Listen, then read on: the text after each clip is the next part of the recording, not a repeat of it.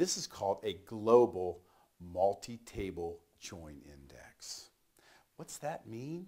We're going to add the row IDs in this join index. Now, we're going to join the employee table to the department table in our join index, but we're not going to bring all the columns over. As you can see here, if someone said, hey, I want to know what the budget was, and I would like to know what the manager number was, the parsing engine would normally say, I can't pull that information from the join index, even though it's in those tables, because it wasn't placed in that join index. So I put my columns I want in the join index, and notice that I have E.row ID and D.row ID, and I give those an alias. The row IDs from the base are placed in the join index. So now when I run this query and I say, I would like to get manager number and budget, the parsing engine can say, I think I can get that from the join index, and for those additional columns that I need, I can pull those from the base quickly because I've got the row IDs.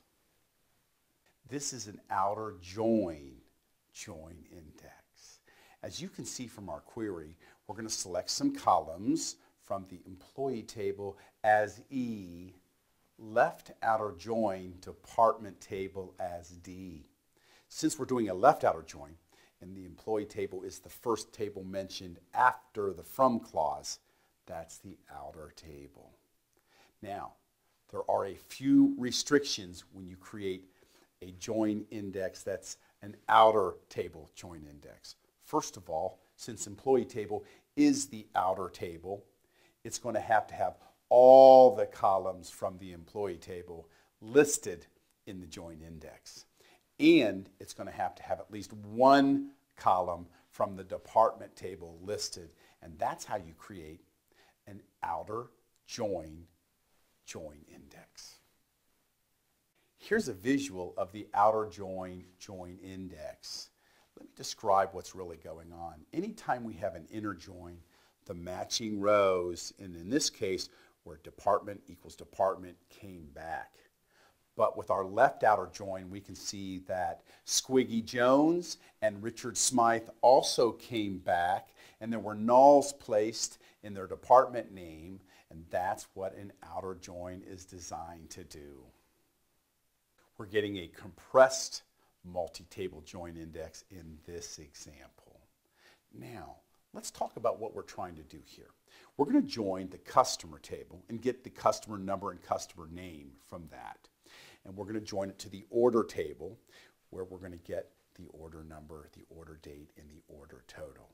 But some customers have placed many orders. So we're going to compress those names so we don't see them twice. We're not going to see Billy's Best Choice and here's the order. Billy's Best Choice, here's the order. Billy's Best Choice, here's the order. What we're going to see is Billy's Best Choice, here's all the orders for that customer number and Billy's Best Choice customer name.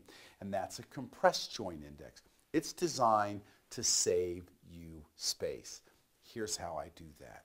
I say create my join index, give it a name as. I'm going to select open paren, customer number, customer name from the customer table, close paren, and then I'm going to be able to select in another paren all of the other columns from the other table.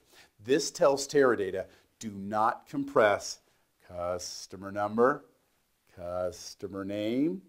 I want those to be written once, and then you show me all the orders under that for those particular customers. Here's a visual of this exact example where Billy's Best Choice had multiple orders, but they only listed his customer number and his customer name one time. This lesson brought to you by Coughing Data Warehousing. If you have questions, we have answers. Check out coughingdw.com for some great offers on our training books. Unleash the genius within.